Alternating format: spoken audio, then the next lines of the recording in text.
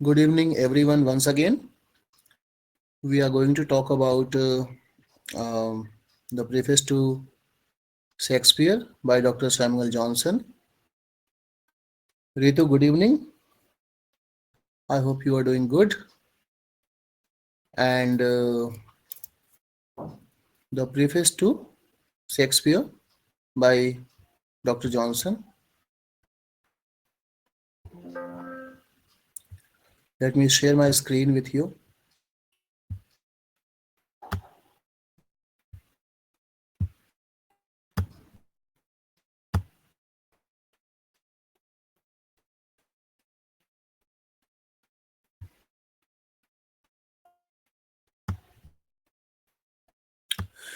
Is my screen visible to everyone? Yes, sir. Right. So let's start. Doctor Samuel Johnson की बात शुरू कर लेते हैं थोड़ा सा. तो डॉक्टर सैमुअल जॉनसन 1709 1784 ये इनका टाइम है. ये यूनिट 5 और 6 जो जिसमें क्रिटिसिज्म है वो वाला वो टॉपिक हम अभी कर रहे हैं. यूनिट 1 में दो टॉपिक रह गए हैं, मॉडर्निज्म और पोस्ट मॉडर्निज्म. उसको फिलहाल हमने होल्ड पे रखा है और अभी हम फोकस कर रहे हैं डॉक्टर सैमुअल जॉनसन पे. इनका एक ही ऐसे है जो हमारे सिलेबस में है और उसका नाम है प्रेफेस टू शेक्सपियर. ये डॉक्टर सैमुअल जॉनसन के नाम में JOHN है, बेन जॉनसन वाले में H नहीं है. He is born on 1709 and he died in 1784. So he had a fairly long life, around 73 years or 75 years actually, which is long life in considering the other people, other writers who did not have that long life. तो अगर इनकी early education और life के बारे में थोड़ी सी बात करें तो ये लिचफील्ड इंग्लैंड में पैदा हुए हैं. Doctor Samuel Johnson Oxford university इन्होंने में पढ़ाई की है और इनको फाइनेंशियल रीजंस की वजह से, फाइनेंशियल कंस्ट्रेंट्स की वजह से ऑक्सफोर्ड यूनिवर्सिटी छोड़नी पड़ी थी. ऑक्सफोर्ड यूनिवर्सिटी में पढ़ाई का खर्चा उठा नहीं पा रहे थे, इसलिए उन्होंने छोड़ दिया था. इनकी करियर की बात कर लें तो he started writing for magazines in the beginning. उसके बाद मैगजीन में लिखते लिखते इनको थोड़ा रिकॉग्निशन मिला, थोड़ी इनकी जान पहचान बनी. फिर इन्होंने एक पोम लिखी लंदन, जो काफी फेमस हुई. उसके बाद इन्होंने लिखा एक और poem, the vanity of human wishes. फिर इन्होंने ड्रामा लिखा इरीन या आयरीन, और इन्होंने सर रिचर्ड सैवेज की एक बायोग्राफी लिखी. ये एक फेमस पर्सनालिटी थे उस समय के. इनका जो सबसे फेमस वर्क है डॉक्टर सैमुअल जॉनसन का, वो है a dictionary of the English language, जिसके बारे में थोड़ी बहुत बात करना जरूरी है. 1755 में पब्लिश हुई है. इस पर क्वेश्चंस आते हैं, हालांकि क्योंकि ये कोई ऐसे नहीं है तो हमारे सिलेबस का पार्ट नहीं है. तो जो आपका लिटरेचर एंड सोसाइटी वाली क्लास होती है, जिसमें हम यूनिट 1 जिसको कहते हैं, वहां पे इसकी बात होगी. नाउ ये जो डिक्शनरी है, it is considered to be one of the monumental achievements in lexicography. और जो आज की डिक्शनरीज हैं वो काफी हद तक इस डिक्शनरी पर डिपेंड करती हैं. शुरुआत यहाँ से ही होती है 1755 में. इससे पहले इंग्लिश की कोई डिक्शनरी इतनी इस लेवल पे नहीं थी.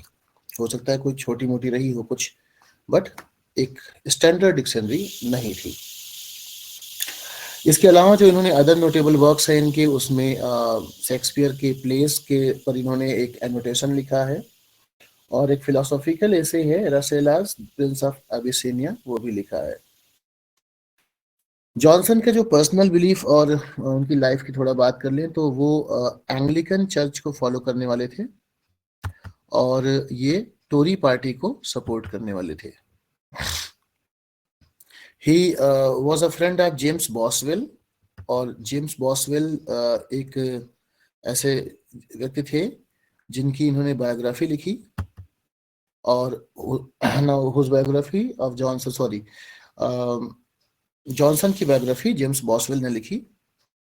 एंड उसमें जॉनसन के बारे में डिटेल्ड इंफॉर्मेशन हमें मिलती है, तो अगर वो सिलेबस का पार्ट होगा तो वो हम करेंगे, अदरवाइज आप अलग से कर सकते हैं।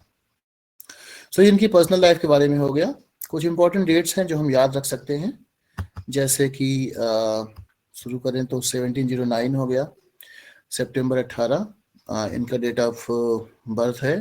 1709 में इंग्लैंड स्ट्रेटफोर्डशायर लिचफील्ड। 1728 में इन्होंने पेम्ब्रोक कॉलेज ऑक्सफोर्ड में एंट्री की। 1735 में एलिजाबेथ पॉर्टर से शादी किया इन्होंने, उस समय इनकी एज लगभग 26 साल थी। 1755 में जब ये लगभग 36 साल के थे तो इन्होंने dictionary of English language publish की।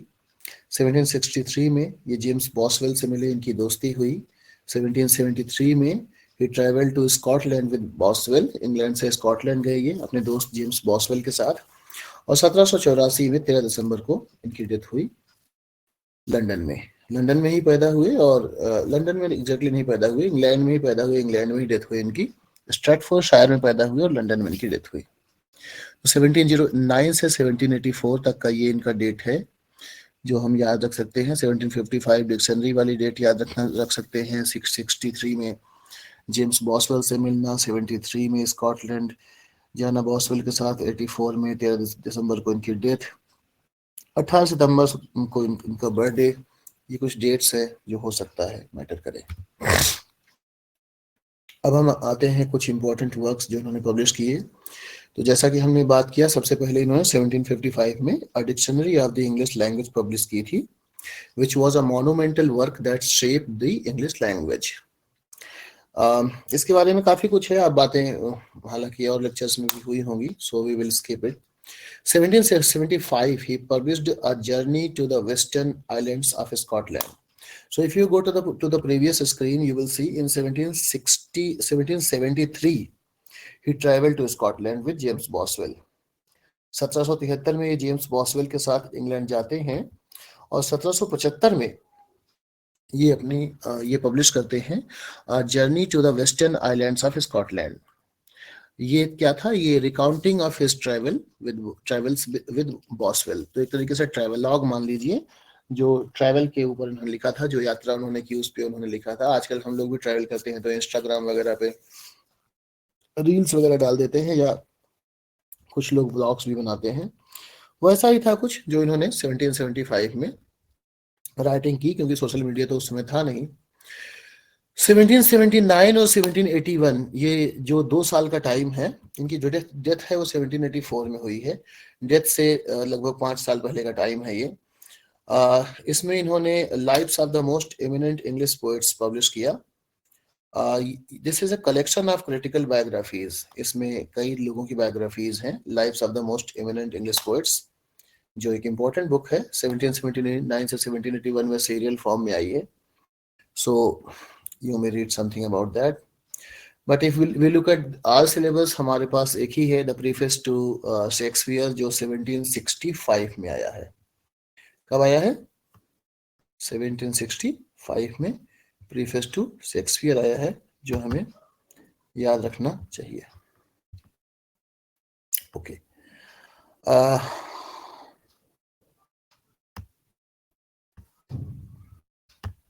राइट। अब ये कितना लंबा ऐसे है? रफली ये अप्रोक्सीमेट है 1350 वर्ड्स, 114 लाइन या 5.4 पेजेस के आसपास इसकी लेंथ है। The preface to Shakespeare by Samuel Johnson with selected notes on some of the plays. ये आपका जो ओवरऑल पब्लिकेशन है, जिसको आप एक बुक मान सकते हैं, वो पब्लिश हुआ है 1765 में। टाइटल है the preface to Shakespeare by Samuel Johnson with selected notes on some of the plays. तो कुछ प्लेज हैं, उन पे नोट्स भी हैं इसमें। फिलहाल मेन जो टारगेट है वो द प्रीफेस टू शेक्सपियर है, जो हमारे सिलेबस का हिस्सा है, और उसमें क्या क्या पहुंच सकते हैं ये हम देखेंगे। आप अगर इस ऐसे को देखना चाहते हैं कि ये कहाँ पर है, तो आप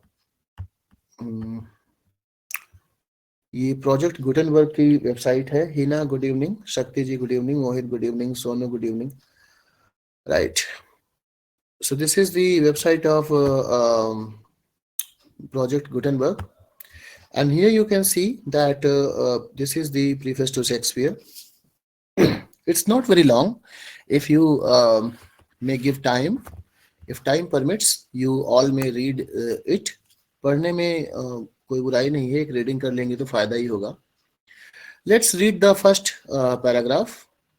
It says, the praises are without reason lavished on the dead, and that honors due only to excellence are paid to antiquity, is a complaint likely to be always continued by those who, being able to add nothing to truth, hope for eminence from the heresies of paradox, or those who, being forced by disappointment upon consolatory expedients, are willing to hope for, for posterity what the present age refuses, and flatter themselves that the regard which is yet denied by envy will be at last bestowed by time. So, Shakespeare की बड़ाई करने से पहले यहाँ पर Johnson ये कह रहे हैं कि सामान्यतया हम लोग क्या करते हैं, जो राइटर्स जा चुके हैं, 100 साल 200 साल पुराने हैं, 500 साल पुराने हैं, उनकी हम बहुत तारीफ करते हैं, और जो अभी वर्तमान में राइटर्स लिख रहे हैं उनमें से हम सबकी तारीफ नहीं करते, कुछ की तारीफ भी करते हैं, कुछ की आलोचना भी करते हैं. पर कुछ लोगों का ये मानना है कि जो लोग जा चुके हैं ये दुनिया छोड़ करके, जो पुराने राइटर्स हैं, ओल्ड राइटर्स, उनकी हम इसलिए तारीफ करते हैं क्योंकि वो ओल्ड राइटर्स हैं, क्योंकि वो जा चुके हैं. जॉनसन इस बात में से इत्तेफाक नहीं रखते. वो कहते हैं कि ऐसा वो लोग कहते हैं जो नाकाबिल राइटर्स हैं. The writers who are not able to earn a good name in the present time, they claim that they are being denied their right only because they are writing in the present time. और उन writers को ये लगता है कि आज भले ही उनको सम्मान नहीं मिल रहा है, लेकिन आगे आने वाले टाइम में उनको सम्मान मिलेगा. जॉनसन कहते हैं कि ऐसा नहीं है. जरूरी नहीं है कि अगर आपको आज सम्मान नहीं मिल रहा है, आप वर्तमान समय में राइटिंग कर रहे हैं, तो भविष्य में भी आपको सम्मान मिले, भविष्य में आपको सम्मान मिले. हो सकता है आज भी ना मिले और आगे भी ना मिले. तो वो ये कहने की कोशिश कर रहे हैं कि जो पास्ट टाइम, मतलब एक बीते हुए समय का राइटर होना ही काफी नहीं है किसी को महान राइटर कहने के लिए. अगर शेक्सपियर बहुत पुराना राइटर है, इसका मतलब ये नहीं है कि शेक्सपियर बहुत महान राइटर हो जाएगा. शेक्सपियर महान है तो अन्य कारणों से है, वो पुराने होने के कारण नहीं है. ठीक है. तो अगर कोई ये कहता है कि हम शेक्सपियर की बड़ाई इसलिए करते हैं क्योंकि वो पुराने हैं, तो ये गलतफहमी है लोगों की. ऐसा नहीं कहना चाहिए. एग्री? अगर किसी को लगता है कोई और पॉइंट, मतलब कुछ और इसका इंटरप्रिटेशन है, तो प्लीज आप शेयर कर सकते हैं. राइट. पैराग्राफ 2 कहता है कि antiquity, like every other quality that attracts the notice of mankind, has undoubtedly votaries that reverence it, not from reason but from prejudice. Some seem to admire indiscriminately whatever has been long preserved, without considering that time has sometimes cooperated with chance. All perhaps are more willing to honor past than present excellence, and the mind contemplates genius through the shades of age, as the eye surveys the sun through artificial opacity. The great contention of criticism is to find the faults of the moderns and the beauties of the ancients. While an author is yet living, we estimate his powers by his worst performance, and when he is dead, we rate them by his best. Right? तो यहाँ पर इस बात को वो स्वीकार कर रहे हैं कि जो एंटिक्विटी है, यानी जो प्राचीनता है, वो एक गुण तो है ही. क्योंकि अगर कोई प्राचीन समय में लिख रहा था तो हो सकता है कि उसने उस समय से जो बातें लिख रहा था उसमें कुछ उसके एडेड एडवांटेज हो सकता है उसने अच्छा लिखा हो, ये क्वालिटी है. बट उस क्वालिटी के आधार पर किसी को महान मान लेना, ये राइट नहीं है, पहला पॉइंट वो कर रहे हैं। दूसरा कह रहे हैं कि जब कोई ऑथर जिंदा होता है तो हम उसका जो वर्स्ट वर्क होता है, जो सबसे खराब परफॉर्मेंस होती है, यूजुअली हम उसके आधार पे उसको जज करते हैं, और जो ऑथर दुनिया छोड़ के जा चुका होता है हम उसके बेस्ट वर्क के आधार पे उसको जज करने की कोशिश करते हैं। ये एक प्रैक्टिस है जो होती है, उसको वो स्वीकार कर रहे हैं। बट इसके साथ ही वो ये भी कह रहे हैं कि जो क्रिटिसिज्म है उसका ये सबसे बड़ा कंटेंशन ही है कि जो मॉडर्न लोग राइटिंग कर रहे हैं उसमें कमियां निकालना, और जो पुराने लोग लिख करके चले गए हैं उसमें अच्छाइयां निकालना। ये तो क्रिटिसिज्म का मेन कंटेंशन है, मेन आइडिया है। बट इट डजेंट मीन कि only idea is that, antiquity can not be the only idea. तो इसी तरीके से आप इसको पढ़ सकते हैं।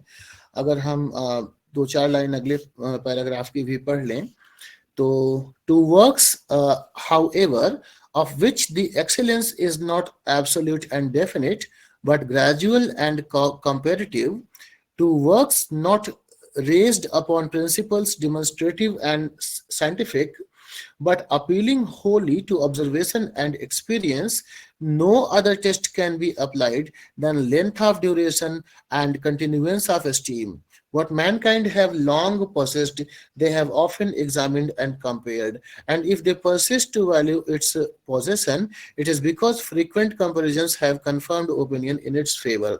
तो वो ये कह रहे हैं यहाँ पे जॉनसन कि अगर कोई वर्क बहुत पुराना है और फिर भी उसको लोग याद कर रहे हैं तो इसका बहुत ही सामान्य सा मतलब है कि बहुत समय से उसको लोगों ने अलग अलग पैरामीटर पे जांचा है, परखा है, और बहुत सारे वर्क से कंपेयर किया है। इसके बावजूद वो अच्छा लगा है, तभी तो वो आज परसिस्ट कर रहा है। नहीं वो परसिस्ट क्यों करता, उसको लोग भूल गए होते। लिखा तो बहुत कुछ गया था, क्या सब कुछ याद है? तो इसलिए अगर कोई चीज पुरानी है और फिर भी उसकी इज्जत हो रही है, उसको महान बताया जा रहा है, तो एक्चुअली वो महान होगी इसलिए बताया जा रहा है, पुरानी है इसलिए थोड़ी बताया जा रहा है। जो पुरानी थी बहुत सारी वो तो खो गई, हमें याद भी नहीं है। राइट, तो ये उनका स्टार्टिंग आइडिया, जिस आइडिया से वो स्टार्ट करते हैं, और फिर आप इसको आगे बढ़ते हुए जा सकते हैं। और हम इसमें लास्ट का जो पैराग्राफ है उस पर आते हैं, फिर हम इसकी समरी वगैरह की बात करेंगे। यहाँ पर देखिए कोटेशन दिया गया है, इसको थोड़ा देख लेते हैं क्या है ये। जैसा कि मैंने आपसे कहा कि अगर आप पढ़ना चाहें तो उसको पढ़ लेंगे, बहुत बड़ा नहीं है। देखिए यहाँ लिखा है, यहाँ शुरू करते हैं ऑल से। All this may be done and perhaps done sometimes without impropriety, but I have always suspected that the reading is right, which requires many words to prove it wrong, and the emendation wrong, that cannot without so much labor appear to be right. The justness of a happy restoration strikes at once, and the moral precept may be well applied to criticism, quote, Dubitas and Ferseris.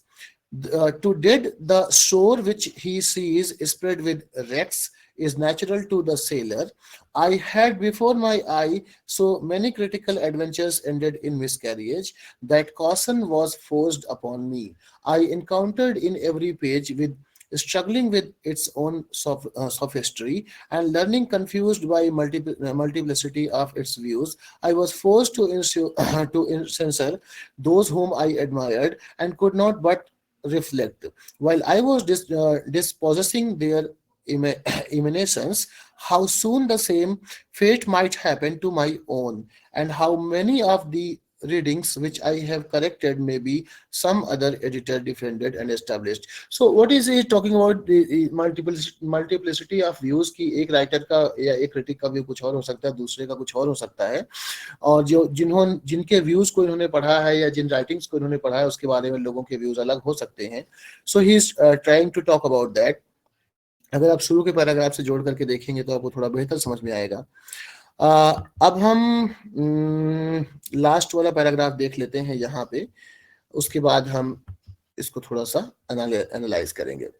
So in the last paragraph he says, last two paragraph he says, it is to be lamented that such a writer would want a commentary, that his language should become obsolete, or his sentiments obscure, but it is vain to carry wishes beyond the condition of human things, that which must happen to all, and has happened to Shakespeare by ancient, by accident and time, and more than has been suffered by any other writer since the use of types has been suffered by him through his own negligence of fame, or perhaps by that superiority of mind which despised its own performance when it compared with its powers and judged those works unworthy to be preserved, which the critics of following ages were to contend for the fame of restoring, restoring and explaining. Among these candidates of inferior fame, I am now to stand the judgment of the public and wish that I could confidently produce my commentary as equal to the encouragement which I have had the honor of receiving. Every work of this kind is by its nature deficient, and I should feel little solicitude about the sentence were it to be pronounced only by the skillful and learned.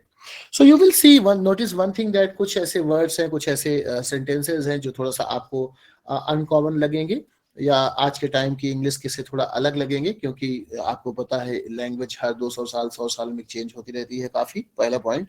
दूसरा point, he is trying to इसके ऊपर इन्होंने काफी Shakespeare की तारीफ भी की है, कहीं कहीं भी कमियां भी निकाली हैं, और वो ये कहने की कोशिश कर रहे हैं कि जो टेस्ट ऑफ टाइम है वो शेक्सपियर ने ऑब्वियसली पास किया है, but other critics have right to give their views about the same. So as I said, you may read about him.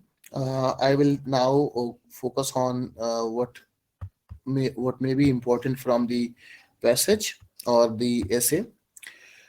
तो इम्पोर्टेंट आइडियाज की बात करते हैं। पहला तो ये है कि शेक्सपियर्स यूनिवर्सल अपील।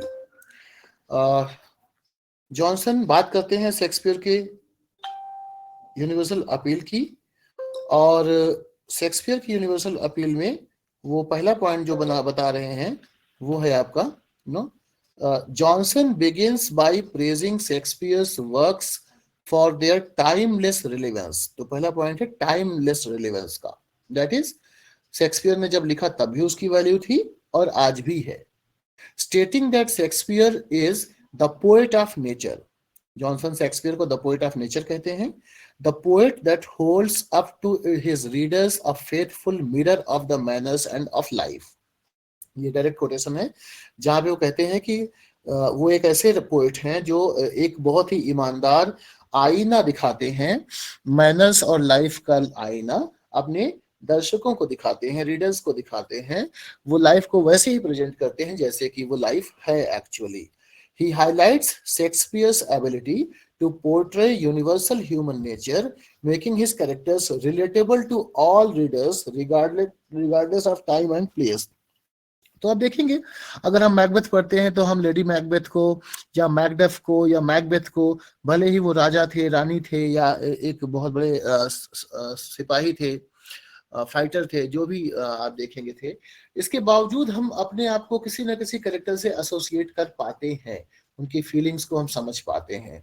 तो ये शेक्सपियर की ग्रेटनेस है कि उनके कैरेक्टर्स जो हैं भले ही क्लास में हमसे बहुत ऊपर हो कई मामलों में, बट फीलिंग और सेंटिमेंट्स में जो हम सामान्य जनता है उनसे जुड़ जाते हैं। ये कोटेशन है जिसको आप पढ़ेंगे तो आपको ये जो हमने एक्सप्लेन किया है थोड़ा बेहतर हो जाएगा।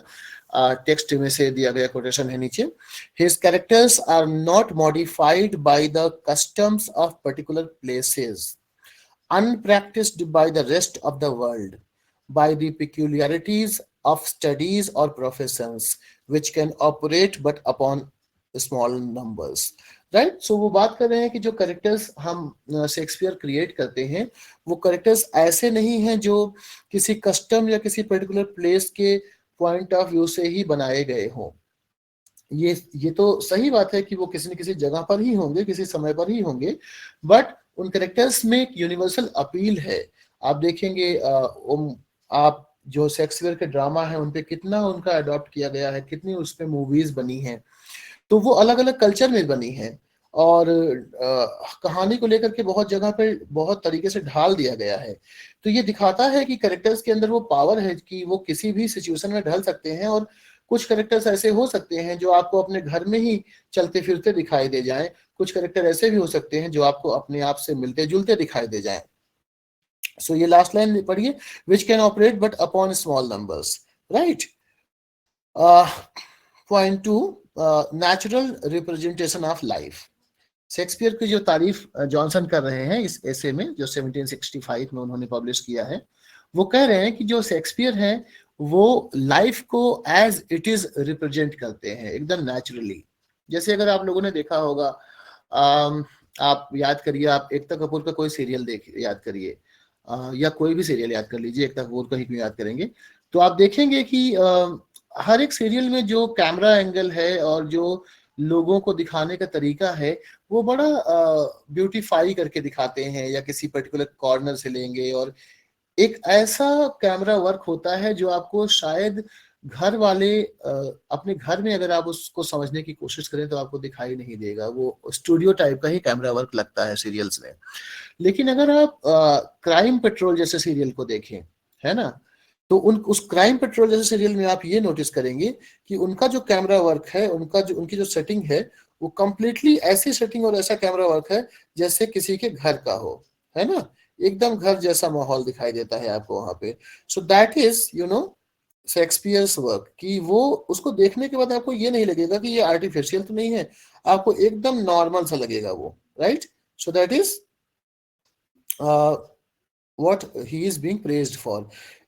मुख्य क्वेश्चन जो पूछा जा सकता है वो ये है कि शेक्सपियर ने किन किन मामलों में तारीफ किया है, तो वो पॉइंट्स मैंने आपको समराइज करने की कोशिश की है। आप पढ़ लेंगे तो आपको काफी फायदा होगा। So natural representation of life, इसको एक बार देखते हैं। जॉनसन एम्फेसाइजेस शेक्सपियर्स रियलिज्म इन पोर्ट्रेइंग ह्यूमन बिहेवियर। कैरेक्टर की बात हुई थी, अब बिहेवियर की बात हो रही है। Unlike many of his contemporaries, Shakespeare does not idealize his characters. उस समय जो राइटर्स थे, बहुत सारे लोग थे जो अपने कैरेक्टर्स की बहुत तारीफ किया करते थे। आप शेक्सपियर के पहले अगर प्रोलोग देख लेंगे या वो कैंटरबरी टेल्स देख लेंगे तो उसमें भी बहुत से ऐसे कैरेक्टर्स हैं जिनकी तारीफ भी की गई है। कई जगहों पे वो कैरेक्टर्स बहुत ज्यादा अच्छे नहीं है, फिर भी कई बार तारीफ की गई है या सटायर किया गया है।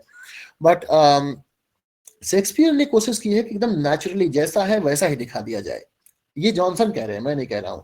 ठीक है, आप जॉनसन से अलग व्यू रख सकते हैं, बट जॉनसन का व्यू ये है, आपको समझना पड़ेगा। Unlike many of his contemporaries, Shakespeare does not idealize his characters but presents them as they are, complete with their flaws and virtues. Right? That is the point. Complete with their flaws and virtues. जो भी good qualities है उनको भी दिखाया है, जो उनके अंदर फ्लॉ है, कमियां है, उसको भी दिखाया है। This naturalism, Johnson argues, makes his works more enduring. Johnson कहते हैं कि ये जो नेचुरलिज्म है, ये जो नेचुरल क्वालिटी है उनके अंदर, जॉनसन के शेक्सपियर के अंदर, ये वो क्वालिटी है जिसकी वजह से शेक्सपियर के वर्क आज भी सरवाइव कर रहे हैं, आज भी थ्राइव कर रहे हैं। नाउ उस ऐसे में से लिए गए कोटेशन को पढ़ते हैं। In the writings of other poets, a character is too often an individual. In those of Shakespeare, it is commonly a species. ये वो कहने की कोशिश कर रहे हैं कि जो बाकी राइटर्स हैं उनमें जो कैरेक्टर्स होते हैं वो इंडिविजुअल होते हैं, लेकिन अगर आप शेक्सपियर को देखेंगे तो वो एक स्पेसीज की तरह है। दैट मीन्स कि वो जो कैरेक्टर है उस तरीके के कैरेक्टर आपको बहुत ज्यादा मिल जाएंगे।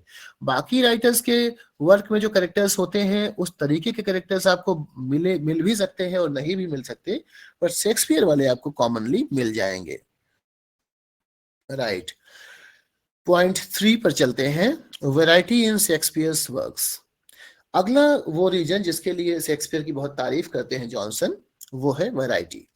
और जॉनसन कहते हैं कि he appreciates the diversity in Shakespeare's plays, particularly his blending of tragedy and comedy. Right? So जो शेक्सपियर ने ट्रेजेडी और कॉमेडी को ब्लेंड किया, अब आप देखेंगे ट्रेजी कॉमेडी लिखी उन्होंने, जो आपका मर्चेंट ऑफ वेनिस है, या अगर आप उनकी जो चारों ट्रेजेडीज जो सबसे फेमस वाली हैं, Hamlet, Othello, King Lear, Macbeth देखेंगे, सभी में कॉमेडी का इनपुट डाला उन्होंने। तो जो कॉमेडी और ट्रेजेडी को ब्लेंड किया उसकी बहुत तारीफ करते हैं जॉनसन, और वो कहते हैं he defends this mix stating that life itself is a combination of joy and sorrow. वो कहते हैं कि जब हमारी जिंदगी में ऐसा तो है नहीं कि सिर्फ दुख ही दुख आ रहा हो या सिर्फ सुख ही सुख आ रहा हो। भाई किसी के फादर की डेथ हुई है और वो बहुत थका है, रोया है, परेशान हुआ है, बहुत परेशान बैठा हुआ है और उसको भूख लगी है, लेकिन वो खा नहीं रहा है कुछ भी क्योंकि फादर की डेथ हुई है। तो दो पॉइंट है, एक तो खाने का मन नहीं कर रहा है, दूसरा ये भी है कि आज लोग क्या कहेंगे। 10% तो ये भी रहता है। ऐसे टाइम में किसी ने जबरदस्ती ला करके एक अच्छा सा रसगुल्ला खिला दिया तो वो रसगुल्ला बुरा तो नहीं लगेगा। आई मीन हो सकता है कि खाने में फीलिंग कम आए लेकिन स्वाद तो अच्छा ही लगेगा अगर रसगुल्ला पसंद है तो।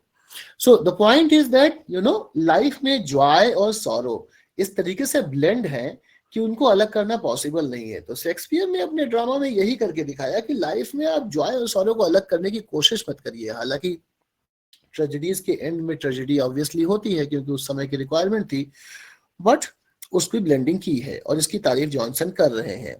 Shakespeare captures this truth in his works. ये कोटेशन पढ़ लेते हैं। Shakespeare's plays are not in the rigorous and critical sense either tragedies or comedies, but compositions of a distinct kind, exhibiting the real state of sublunary nature, which partakes of good and evil, joy and sorrow, mingled with endless variety of proportion and innumerable modes of combination. I think समझ में आ गया होगा, इतना कुछ difficult तो नहीं है ये वाला quotation, right? um any questions guys so far?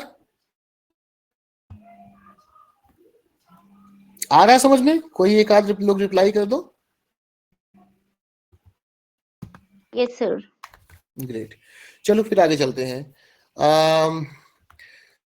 अब शेक्सपियर की, मैंने बताया कि शेक्सपियर की तारीफ तो भर भर के की है उन्होंने, लेकिन अब क्वेश्चन ये आ सकता है हमारे एग्जाम में कि कौन कौन सी चीजों के लिए शेक्सपियर की तारीफ बहुत ज्यादा हुई है, कौन कौन सी चीजों के लिए नहीं हुई है। तो अभी हम बात करते हैं कि जॉनसन ने, डॉक्टर सैमुअल जॉनसन ने द प्रीफेस टू शेक्सपियर जो 1765 में आया है उसमें शेक्सपियर की तारीफ अभी जिन बातों के लिए हमने की उसके अलावा और कौन कौन सी बातों के लिए की है। तो जिसको शेक्सपियर की स्ट्रेंथ मानते हैं या शेक्सपियर को जीनियस मानते हैं जिस वजह से, तो सबसे पहले कैरेक्टराइजेशन है जिसकी हमने अभी बात की कि वो बहुत ज्यादा रियलिस्टिक है, मल्टीफेसेटेड है, डायनेमिक कैरेक्टर्स हैं। अगर आप वर्तमान समय वाला जो डिस्टिंक्शन है फ्लैट एंड राउंड कैरेक्टर वाला तो देखेंगे मैक्सिमम कैरेक्टर राउंड कैरेक्टर्स है जिनमें काफी ग्रोथ होती है। एक कोटेशन देखिए, they are genuine progeny of common humanity, right? ये इस ऐसे से लिया गया कोटेशन है। They are the genuine progeny of common humanity such as the world will always supply and observation will always find। तो शेक्सपियर के कैरेक्टर्स ऐसे जेन्युइन कैरेक्टर्स हैं जो दुनिया में हमेशा आते रहेंगे और आप ऑब्जर्व करेंगे तो आपको वो हर जगह मिलते रहेंगे। दूसरा जो पॉइंट है शेक्सपियर की तारीफ के लिए वो है डायलॉग। तो डायलॉग के लिए जॉनसन कहते हैं कि his language is both elevated and natural। जो उनकी लैंग्वेज है वो काफी एलिवेटेड है, काफी नेचुरल है, perfectly suited to the emotions and situations of the character. जो लैंग्वेज यूज की जा रही है वो लैंग्वेज उस कैरेक्टर के लिए, उस सिचुएशन के लिए इतना परफेक्ट है कि आपको कहीं आर्टिफिशियलिटी नजर नहीं आएगी। ऐसा नहीं लगेगा कि यार राइटर बोल रहा है और कैरेक्टर से बुलवा रहा है, ऐसा लगेगा कि कैरेक्टर जो बोल रहा है वो कैरेक्टर ही बोल रहा है। ये एक खास बात है। जैसे एग्जैक्ट लाइन तो मुझे नहीं याद है, लेकिन जब हैमलेट कहता है अपनी प्रेमिका से कि 10,000 भाई और 40,000 पिता मिलकर के उतना प्यार नहीं कर सकते जितना एक अकेला पति कर सकता है, तो आप उस भावना की इंटेंसिटी को समझिए जिस इंटेंसिटी से वो कह रहा है हैमलेट। या जब मैकबेथ कहता है अपनी वाइफ से कि डियर वाइफ, मेरे दिमाग में हजारों बिच्छू एक साथ डंक मार रहे हैं, तो आप उस फीलिंग को समझिए, उस पेन को समझिए जिस पेन से मैकबेथ गुजर रहा है। तो जॉनसन ये दिखाने की कोशिश कर रहे हैं कि ये जो स्टेटमेंट्स हैं उनके, एक्चुअली वो स्टेटमेंट्स किसी राइटर के द्वारा नहीं आ रहे हैं। ऐसा लग रहा है कि वो कैरेक्टर जिंदा है और सचमुच वो बोल रहा है, इसलिए वो तारीफ कर रहे हैं। एक कोटेशन है इस ऐसे से, Shakespeare always makes nature predominant over accident. Nature predominant over accident. अब दो वर्ड है नेचर और एक्सीडेंट, इनको समझने की कोशिश करिए। प्रिडोमिनेंट, एक्सीडेंट, नेचर, तीन वर्ड हो गए, right. Nature predominant over accident. एक होता है कि राइट जो जैसे एक आप पॉइंट को समझिए कि जैसे आपने अभी मान लीजिए मुझसे बात करते करते क्लास में अध्ययन करते करते मुझसे एक क्वेश्चन पूछा, तो वो क्वेश्चन क्या होगा? वो एक नेचुरल क्वेश्चन है, एक नेचुरल एक्सप्रेशन है। मैंने कुछ बोला, आपके दिमाग में वो प्रोसेस हुआ, आपके दिमाग में एक आइडिया आया और आपने व्यक्त कर दिया। वो एक नेचुरल एक्सप्रेशन है, राइट। वो नेचर है। एक्सीडेंट क्या है कि एक जानबूझ करके, एक एक्सीडेंट मतलब जानबूझकर नहीं होता, बट एक्सीडेंट का मतलब जो यहाँ पे है वो ये है कि एक ऐसी सिचुएशन क्रिएट करना जिसमें लोग कोई विशेष डायलॉग बोले, राइट, इस ऐसे के संदर्भ में। तो शेक्सपियर एक्सीडेंट के ऊपर जो नेचर को प्रेडोमिनेंस दे रहे हैं उसको उसके बारे में वो कह रहे हैं कि शेक्सपियर के जो डायलॉग्स हैं वो ऐसे हैं जैसे नेचुरल डायलॉग्स हो, राइट। उनको बनाने के लिए एक सिचुएशन क्रिएट नहीं की गई है, वो सिचुएशंस ऑटोमेटिकली क्रिएट हुई हैं, राइट। फिर तीसरा तारीफ करते हैं जॉनसन शेक्सपियर की प्लॉट कंस्ट्रक्शन के लिए, और वो कहते हैं कि his stories are engaging and unpredictable, filled with twist that reflect the complexities of real life। तो उनकी स्टोरीज क्या है? एंगेजिंग है, उनको आप प्रेडिक्ट नहीं कर सकते हैं, आप बहुत आसानी से ये नहीं जान सकते कि अब इस प्ले में क्या होने वाला है, आप अंदाजा लगाएंगे। आपके अंदाजा सही भी साबित हो सकता है बट गलत भी हो सकता है। फिल्ड विद ट्विस्ट एंड, और ढेर सारे ट्विस्ट उसमें है उनके ड्रामा में। Reflect the complexities of real life, और यही सब चीजें तो रियल लाइफ में होती हैं, तो यही शेक्सपियर ने दिखाया है। All right. While Johnson admires Shakespeare, he is not blind to his faults. He critiques Shakespeare on several grounds.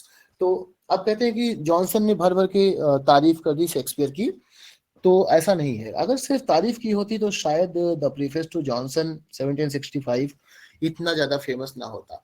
कमियां भी बताई हैं, और जब कोई व्यक्ति मेरिट की बात करता है, डिमेरिट की बात करता है, दोनों बातें करता है, तो बहुत हद तक ऐसा होता है कि वो जो राइटिंग है उसको न्यूट्रल या ऑब्जेक्टिव माना जाता है। तो कमियों में सबसे पहली जो कमी जॉनसन ने बताई है, और ये इंपॉर्टेंट है, आ सकता है, वो है neglect of moral purpose. Shakespeare often prioritises entertainment over teaching moral lesson. अब क्योंकि डॉक्टर सैमुअल जॉनसन मोरलिटी की बात किया करते थे, उनको लगता था कि भाई जो लिटरेचर है उसमें एक मोरल पर्पस होना चाहिए। हालांकि इसके बारे में अलग अलग क्रिटिक्स का अलग अलग व्यू है, तो हम ये मान लें कि जो डॉक्टर सैमुअल जॉनसन चाहते हैं वही अच्छा है, बाकी जो अपोजिट सोचते हैं वो गलत है। ये हमारी पर्सनल चॉइस है, हम जो चाहे मान सकते हैं, बट पॉइंट यहाँ इतना सा है कि इसके बारे में व्यू अलग अलग लोगों का है। अब क्योंकि ये हम इस समय डॉक्टर सैमुअल जॉनसन की नजरों से ही सब कुछ देख रहे हैं, तो जो वो कह रहे हैं हमें वही मानना पड़ेगा। और वो कहते हैं कि शेक्सपियर के अंदर मोरल पर्पस की कमी है। शेक्सपियर एंटरटेनर तो बहुत अच्छे हैं, लोगों को मजा बहुत आएगा, सस्पेंस भी है, थ्रिल भी है, रोमांस भी है, कॉमेडी भी है, सब कुछ है, लेकिन मोरल पर्पस नहीं है। ये शेक्सपियर के ऊपर एक आरोप है। अगर आप आज के ड्रामा में देखेंगे जो हम टीवी पे देखते हैं, सीरीज वगैरह, तो उसमें भी मोरल पर्पस तो नहीं है, सब कुछ है, मोरल पर्पस नहीं है। जैसे आप सेक्रेड गेम्स एक सीरीज है वो देख लीजिए, या बहुत सारे हैं, कुछ में मोरल पर्पस है भी, जैसे द फैमिली मैन वगैरह है, उसमें थोड़ा बहुत मोरल पर्पस, पैट्रियोटिज्म वगैरह हो सकता है, but there are many works of art today in which moral purpose is not available. तो शेक्सपियर को इसलिए क्रिटिसाइज किया गया है। आप इस कोटेशन को पढ़िए, ही सैक्रिफाइसेस वर्च्यू टू कन्वीनियंस, यानी सुविधा के लिए सही गुणों को, सद्गुणों को वो सैक्रिफाइस कर देते हैं। And is so much more careful to please और वो जनता को खुश करने के लिए, इंटरटेन करने के लिए इतना ज्यादा परेशान है William Shakespeare than to instruct, कि वो जनता को सही शिक्षा देने की कोई परवाह ही नहीं करते। That he seems to write without any moral purpose. ऐसा लगता है कि शेक्सपियर जो है बिना किसी मोरल पर्पस के राइटिंग कर रहे हैं, उनका मोरालिटी में कोई विश्वास नहीं है। ये उनके ऊपर एक चार्ज है। दूसरा एक बहुत बड़ा चार्ज उनके ऊपर है जिसके बारे में क्वेश्चंस बनते रहे हैं, डिसरिगार्ड फॉर द यूनिटीज। अब आपको पता है कि अरिस्टोटल ने यूनिटीज की बात की थी, unity of time, unity of place, unity of action की, और कहा जाता था कि जो ड्रामा है उसमें ये सब होना चाहिए, प्लेस, टाइम और एक्शन, है ना, इसकी बात की जाती थी। लेकिन जॉनसन कहते हैं कि विलियम शेक्सपियर ने इन यूनिटीज की कोई इज्जत नहीं की। Johnson notes that Shakespeare often ignores the classical unities of time, place, and action. However, Johnson defends this as a minor flaw, arguing that Shakespeare's works compensate with their richness and depth. और वो कहते हैं कि three unities जो हैं, time, place और action, कि एक ही टाइम फ्रेम में हो, प्लेस एक ही हो, एक्शन एक ही जगह से, एक ही दिन, सिंगल डे में हो, ऐसे ढेर सारे आइडियाज हैं जिनको आप अरिस्टोटल में देखेंगे। वो कहते हैं ये जो आइडियाज हैं टाइम, प्लेस और एक्शन वाले यूनिटीज हैं, इनको शेक्सपियर फॉलो नहीं करते। बट जॉनसन कहते हैं ये कोई बहुत बड़ी प्रॉब्लम नहीं है, ये माइनर कमी है। कमी तो है बट माइनर कमी है। और वो कहते हैं कि ये जो फ्लॉ है शेक्सपियर का, इसको हम इसलिए माफ कर सकते हैं क्योंकि उनके ड्रामा में बहुत रिचनेस है, बहुत डेप्थ है, बहुत गहराई है, बहुत ज्यादा महान ड्रामा है, इसलिए हम इस चीज को माफ कर सकते हैं। आप इस कोटेशन को देखिए, the unities of time and place are not essential to a just drama. Right, वो कहते हैं कि जो यूनिटी ऑफ टाइम है और यूनिटी ऑफ प्लेस है, एक्शन वाली तो वो मानते हैं कि एसेंशियल है, और टाइम और प्लेस वाली जो है उसको वो एसेंशियल नहीं मानते जॉनसन, कि वो ड्रामा के लिए कोई बहुत ज्यादा एसेंशियल हो, जरूरी नहीं है। ये पॉइंट याद रखना है। राइट, अगला रीजन जिसकी वजह से वो उनको क्रिटिसाइज करते हैं वो ये है कि इनकंसिस्टेंसीज एंड एनाक्रोनिज्म्स। राइट, जॉनसन कहते हैं कि Shakespeare occasionally makes errors in historical and geographical details. अब इसके लिए भी माफी किया जा सकता है, क्योंकि ड्रामा में वो ये तो नहीं कह रहे हैं कि भाई हम सब कुछ एकदम सही सही दिखा रहे हैं। आजकल तो ड्रामा किसी भी सीरीज के पहले लिख कर क्या जाता है कि सब कुछ आर्ट ऑफ फिक्शन है और इसका रियल लाइफ से कोई मतलब नहीं है। बट एनीवे, ये कमी निकालते हैं जॉनसन शेक्सपियर के अंदर कि वो इनकंसिस्टेंट हैं और वो एनाक्रोनिज्म में पड़ जाते हैं। वो एक तरीके से जो जियोग्राफिकल और हिस्टोरिकल डेटा है उसका यूज तो करते हैं, शेक्सपियर जो है वो जियोग्राफिकल डेटा का भी यूज करते हैं और वो हिस्टोरिकल डेटा का भी यूज करते हैं, और लेकिन वो उसको सही तरीके से यूज नहीं करते, यानी गलत जानकारी भी कई बार दे देते हैं। एनाक्रोनिज्म मतलब जो अपडेटेड डेटा है उसका यूज नहीं करते, कभी कभी वो पुरानी जानकारी के आधार पर वर्क लिख देते हैं। तो कोटेशन देखिए, in the multiplicity of his droughts of life he forgot the appearances of nature। appearances of nature मतलब जो वर्तमान में अपडेटेड डेटा है, जो वर्तमान में अवेलेबल जानकारी है, उसको कभी कभी वो भूल जाते हैं, क्योंकि वो इतना इन्वॉल्व हो जाते हैं ड्रामा राइटिंग में कि लाइफ को एक्सप्लोर करते करते वो छोटी मोटी चीजें, ऐतिहासिक या भौगोलिक घटनाओं या चीजों को भूल जाते हैं। ये शेक्सपियर के ऊपर एक चार्ज है। एक और चार्ज है ओवर यूज ऑफ क्विबल्स का। Right, over use of quibbles. Johnson criticizes Shakespeare about indulging into quibbles. Right, Johnson criticizes Shakespeare's frequent use of puns and wordplay। वो कहते हैं चलो पन और वर्ड प्ले अच्छा तो है, पर शेक्सपियर ना कभी कभी कुछ ज्यादा ही कर देते हैं, इतना ज्यादा नहीं करना चाहिए। जॉनसन को लगता है कि ज्यादा हो गया, कम होना चाहिए। which sometimes detract from the dignity of his works। तो वो कहते हैं कि एक जो वर्क है इतने महान राइटर का, उसमें कुछ गंभीरता होनी चाहिए, कोई डिग्निटी होनी चाहिए, और इतना ज्यादा वो, जैसे एक एग्जांपल आप लीजिए, विचेस कहती हैं मैकबेथ से कि मैकबेथ मैकबेथ मैकबेथ, तो वो कहता है अगर मेरे 3 कान होते तो या तो मैं 3 बार सुन लेता, तुम लोग 3 बार क्यों कहती हो यार, right? You remember the lines, आप सर्च कर सकते हैं। तो मैं इतने सीरियस एपिसोड में मैकबेथ एक ऐसा कमेंट करता है कि 3 बार बोलने की क्या जरूरत है, विचेस तो 3 थी तो वो 3 ही बार बोलती थी, right? So he says that Shakespeare कभी कभी पन और वर्ड प्ले में इतना ज्यादा इन्वॉल्व हो जाते हैं कि जो जो वैल्यू है, जो गंभीरता है, वो खत्म हो जाती है। Here is the quote: "A quibble is to Shakespeare what luminous vapors are to the traveler.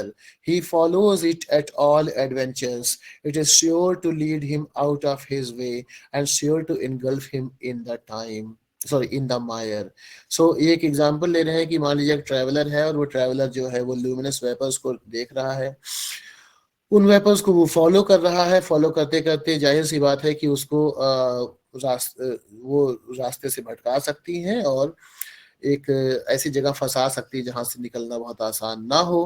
तो इसलिए वो कहते हैं कि कभी कभी शेक्सपियर के साथ ऐसा होता है कि वो क्वेबल्स में, वर्ड प्ले में, पन में इतना फंस जाते हैं कि जो एक्चुअल पर्पस है उसको मिस कर जाते हैं। ये एक उनके ऊपर चार्ज है। अब शेक्सपियर की लेगेसी की बात अगर की जाए तो उसके बारे में जॉनसन कहते हैं कि Johnson asserts that Shakespeare's works have stood the test of time। वो कहते हैं कि समय के साथ इनका बहुत इम्तिहान हुआ है शेक्सपियर की वर्क्स का, लेकिन फिर भी वो पास हो गए हैं, because they reflect universal truths about human nature. उसका बहुत बड़ा कारण ये है कि जो मनुष्य का जो नेचर है, जो स्वभाव है, उसको उन्होंने एज इट इज व्यक्त कर दिया है। His plays remain relevant and continue to captivate audience. आज भी उनके प्लेज बहुत रिलेवेंट है और ऑडियंस को कैप्टिवेट करते हैं। You may look at this quotation where he says his works may be considered as a map of life, a faithful delineation of the great lines of human nature। देखिए, map of life क्या expression है। उन्होंने उनके drama को map of life कह दिया है और कहा है कि ह्यूमन नेचर का जो a faithful delineation of the great lines of human nature। Okay, ये एक बड़ा अच्छा पॉइंट है अगला वाला, जो कई बार एग्जाम में पूछा जाता है, Shakespeare as a mirror of life वाला। सो जॉनसन कंक्लूड करते समय इसे के लास्ट में कहते हैं कि Johnson concludes that Shakespeare's enduring appeal lies in his ability to hold a faithful mirror up to the nature. अब हैमलेट में भी शेक्सपियर ने खुद ही कहा है कि जो ड्रामा है वो एक मिरर की तरह, मिरर टू लाइफ की तरह होना चाहिए। जब वो प्ले विद इन प्ले होता है, माउस ट्रैप वाला, उसमें उसमें हैमलेट कहता है इस बात को, और ऐसा माना जाता है कि हैमलेट एक्चुअली शेक्सपियर का ही माउथ पीस है। जो शेक्सपियर कहना चाहते हैं वो वहां पे कह रहा है। जॉनसन कह रहे हैं कि जैसा शेक्सपियर ने कहा है वैसा ही वो करते भी हैं, कि Johnson concludes that Shakespeare's enduring appeal lies in his ability to hold a faithful mirror up to nature. He captures life in all its complexity, portraying characters and situations that resonate with audiences across generations। यानी अलग अलग generation की audience के साथ भी जो भी Shakespeare ने वो अपना वर्क किया है वो रेजोनेट करता है, एक उसके उनके तार जुड़ जाते हैं या वो एक दूसरे से एम्पैथाइज कर पाते हैं। ये टेक्स्ट का कोटेशन है, Shakespeare is above all writers, at least above all modern writers. तो शेक्सपियर को वो सबसे ऊपर का राइटर बता रहे हैं, सबसे अच्छा राइटर बता रहे हैं, कम से कम जो वर्तमान समय में लिखने वाले हैं उनसे तो बहुत अच्छा राइटर है, ऐसा वो बता रहे हैं। The poet of nature, the poet that holds up to his readers a faithful mirror of manners and of life। उनको वो पोएट ऑफ नेचर बता रहे हैं, एक ऐसा पोएट जो एक मिरर दिखाता है मैनर्स और लाइफ को, ये बता रहे हैं। अगर हम सिग्निफिकेंस ऑफ द प्रीफेस की बात करें तो उसका क्या प्रभाव है पूरे प्रीफेस का, द प्रीफेस टू शेक्सपियर का। तो Samuel Johnson's preface to Shakespeare is a landmark in literary criticism. By blending praise with reasoned critique, Johnson offers a nuanced perspective on Shakespeare's genius, explaining why his works have become immortal in English literature. His balanced approach set a precedent for modern literary criticism। तो पहला तो ये कि literary criticism में ये बहुत बड़ा landmark इसलिए है क्योंकि शेक्सपियर के बारे में बात करता है। दूसरा, शेक्सपियर के बारे में सिर्फ अच्छाइयां नहीं बताता, अच्छाइयां और बुराइयां दोनों बताता है। और तीसरा, लॉजिकल तरीके से सारी बातों को रखता है। तो जो जॉनसन के बाद के क्रिटिक आते हैं उनके लिए ये एक इम्पॉर्टेंट आइडिया हो जाता है कि वो भी इसको एक बैलेंस्ड और ऑब्जेक्टिव तरीके से क्रिटिसिज्म करें। कुछ और कोटेशंस हैं, देख लेते हैं और उन्हीं के साथ हम अपने इस आज की क्लास को कंक्लूड करेंगे। कुछ कोटेशंस हैं जिनको हम पढ़ लेते हैं, अगर पहले ही आ चुका है तो उसको स्किप कर देंगे। जैसे एक कोटेशन है ऐसे से, that his drama is the mirror of life, that he who has mazed with imagination in following the phantoms which other writers raise up before him may here be cured of his delirious ecstasies by reading human sentiments in human language. So basically point वही है कि बहुत natural तरीके से वो express कर रहे हैं। अगला, in the writings of other poets a character is too often an individual, in those of Shakespeare it is commonly a species. बात कर चुके हैं इसकी। Next, the plays of Shakespeare are filled with practical axioms and domestic wisdom.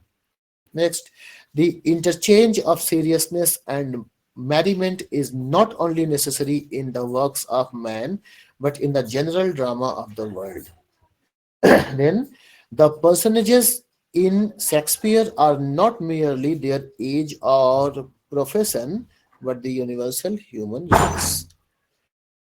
Next, his adherence to general nature has exposed him to the censures of critics who form their judgments upon narrower principles. Next, he makes no just distribution of good or evil. He makes no just distribution of good or evil. Very important. Next, Shakespeare has united the powers of exciting laughter and sorrow not only in one mind but in one composition. Next, he gives to all nations the customs of his own and has no other idea of the human being than as he exists in England. Next, Shakespeare's works is a map of life. His plots reflect the grand lines of human nature. Next, sometimes Shakespeare makes his characters prattle without purpose. तो हम purpose की बात कर रहे थे, prattle without purpose, lack of purpose Shakespeare में कहीं कहीं दिखाई दे जाता है।